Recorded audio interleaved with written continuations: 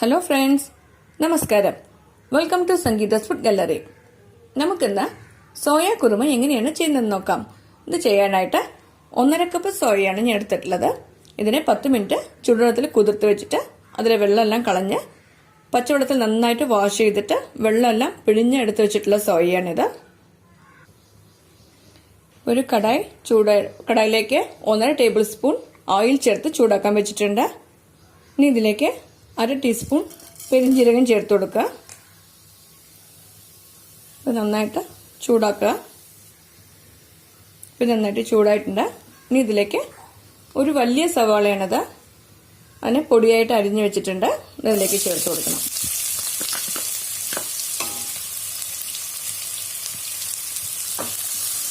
നന്നായിട്ടൊന്ന് വഴറ്റിയെടുക്കുക.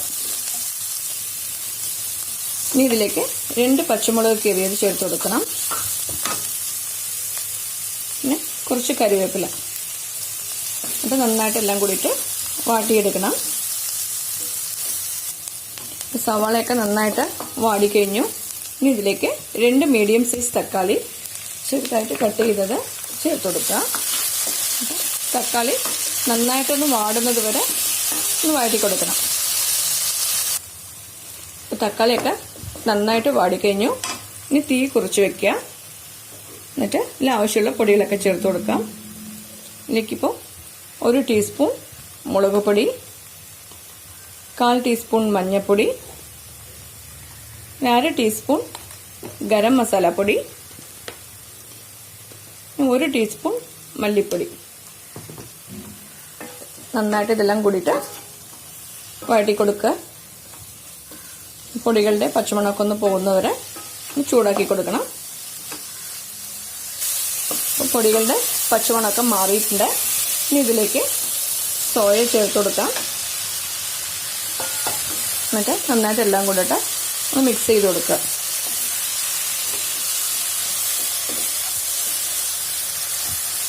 അപ്പം ഞാൻ മിനി സോയയാണ് കേട്ടോ എടുത്തിട്ടുള്ളത്.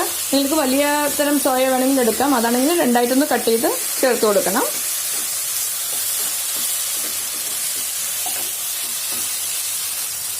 സോയ മസാല ആയിട്ട് നന്നായിട്ട് മിക്സ് ചെയ്ത് കൊടുത്തിട്ടുണ്ട്. ഇനി ഇതിലേക്ക് ആവശ്യത്തിന് വെള്ളം ചേർത്ത് കൊടുക്കുക. ഇനിയിപ്പോൾ ഇതിലേക്ക് 2 കപ്പ് വെള്ളമാണ് ചേർത്ത് കൊടുത്തിട്ടുള്ളത്. ഇനി ഇതിലേക്ക് ആവശ്യത്തിന് ഉപ്പ് ചേർത്ത് കൊടുക്കണം. ഇതെല്ലാം കൂടിയിട്ട് നന്നായിട്ടൊന്ന് യോജിപ്പിച്ച് കൊടുക്കുക. ഞാനിപ്പോൾ ഇതിലേക്ക് 1/2 കപ്പ് വെള്ളം കൂടെ ചേർത്ത് കൊടുക്കുന്നുണ്ട്. ഇത് വെന്ത് വരുമ്പോൾ സോയ വെള്ളമൊക്കെ ഒന്ന് വലിച്ചെടുക്കും. അതുകൊണ്ട് വെള്ളം കുറച്ച് കൂടുതൽ തന്നെ ചേർത്ത് കൊടുക്കണം. ഇനി ഇത് അടച്ചു വെച്ചിട്ട് വേവിച്ചെടുക്കണം.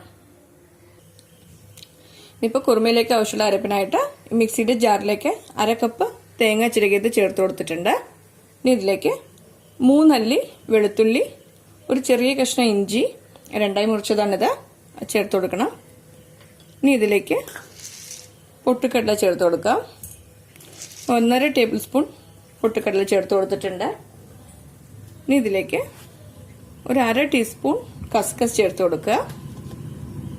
ഇനി ഇതെല്ലാം കൂടിയിട്ട് നല്ല നൈസായിട്ട് അരച്ചെടുക്കണം.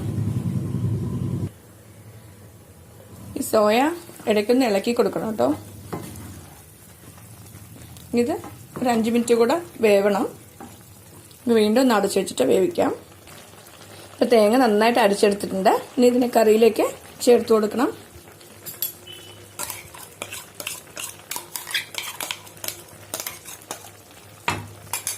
ഇതെല്ലാം കൂടിയിട്ട് നന്നായിട്ടൊന്ന് യോജിപ്പിച്ച് കൊടുക്കുക.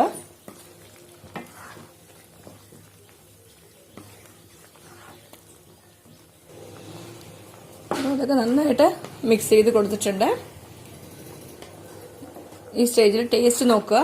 ഉപ്പോ എരിവോ എന്തെങ്കിലും മതിയായില്ലെങ്കിൽ ചേർത്ത് കൊടുക്കാം. ഞാനിപ്പോൾ നോക്കിയപ്പോൾ ഉപ്പിൻ്റെ കുറച്ച് കുറവുണ്ടായിരുന്നു. ഞാൻ കുറച്ച് ഉപ്പ് മാത്രം ചേർത്ത് കൊടുക്കുന്നുണ്ട്. അത് നന്നായിട്ടൊന്ന് മിക്സ് ചെയ്ത് കൊടുക്കുക. നിങ്ങൾക്ക് വെള്ളത്തിന് ഇനിയും ചേർക്കണം തോന്നിയാൽ ഒരു 1/2 കപ്പ് മാത്രം ചൂടുവെള്ളം ചേർത്ത് കൊടുക്കുക. പച്ചവെള്ളം ചേർക്കരുത്. എനിക്ക് ഈ വെള്ളം കറക്റ്റായിട്ടുണ്ടാവും. ഇനി ഈ തേങ്ങയുടെയും മസാലയുടെ എല്ലാം ഒരു പച്ചക്കുത്ത് പോകുന്നത് വരെ ഇതൊന്ന് തിളപ്പിച്ചെടുക്കണം. തീ മീഡിയം തീയിലാക്കി വെച്ചിട്ടുണ്ട്. അപ്പോൾ ഇതിൽ തേങ്ങയുടെയും മസാലയുടെയും എല്ലാം പച്ചമണം മാറിയിട്ടുണ്ട്. കറിയിൽ വെള്ളമെല്ലാം വറ്റിയിട്ട് കറക്റ്റായിട്ടുള്ള പാകമായിട്ടുണ്ട്. ഇതാണ് ഇതിൻ്റെ പാകം. ഈ സ്റ്റേജിൽ നമുക്ക് തീ ഓഫ് ചെയ്ത് കൊടുക്കാം. ഇനി ഇതിൻ്റെ മേലെ കുറച്ച് മല്ലിയില തൂവി കൊടുക്കുക. അപ്പോൾ നമ്മുടെ സോയ കുറുമ റെഡിയായി കഴിഞ്ഞു. ഇത് ചപ്പാത്തിയുടെ കൂടെയും ഗീ റൈസിൻ്റെ കൂടെയും പൊറോട്ടയുടെ കൂടെയെല്ലാം കഴിക്കാൻ വളരെ നല്ല കോമ്പിനേഷനാണ്. നിങ്ങളെല്ലാവരും ഈ റെസിപ്പി ട്രൈ ചെയ്ത് നോക്കണം. ഇഷ്ടമായെങ്കിൽ ലൈക്ക് ചെയ്യാനും ഷെയർ ചെയ്യാനും സബ്സ്ക്രൈബ് ചെയ്യാനും മറക്കരുത്. നിങ്ങളുടെ ഫീഡ്ബാക്ക് അറിയിക്കും വേണം. Thanks for watching.